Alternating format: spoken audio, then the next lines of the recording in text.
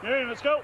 Tonight, the skies look apocalyptic over Western Canada, where nearly 100 raging wildfires, fueled by unusually high temperatures over the last few weeks, have sparked the evacuations of thousands. About 19,479 Albertans remained evacuated at this time, and there are 13 reception centers that have registered evacuees. The fires creating massive amounts of smoke, not only blanketing the skies, but also impacting the air quality across much of Canada and even the United States. Painting a picture, these before and after videos of the thick smoke washing over Calgary earlier this week. Satellite imagery showing the haze wafting over both countries.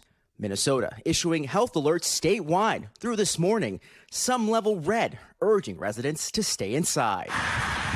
The normal big sky of Montana and North Dakota filled with smoke. I don't know if I ever remember this being thick. I've lived in North Dakota all of my life, and this is incredible, kind of incredibly scary.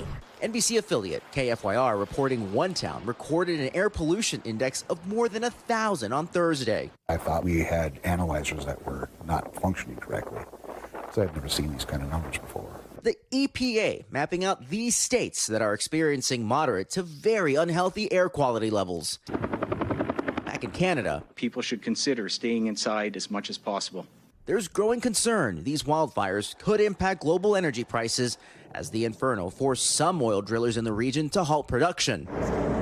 One energy consultancy firm says an estimated 240,000 barrels of oil cannot be pumped daily. To our local leaders, please track the expenses that may be mounting. It's early for such wildfires to be burning so ferociously up north, and officials predict the situation is poised to grow only more dire into summer, saying it will be months before the fires can be brought under control without a shift in the weather. I guess the good thing is that we haven't had a fatality to this point in time. Right now, officials looking at any silver lining amidst the hellish landscape now before them. George Solis, NBC News.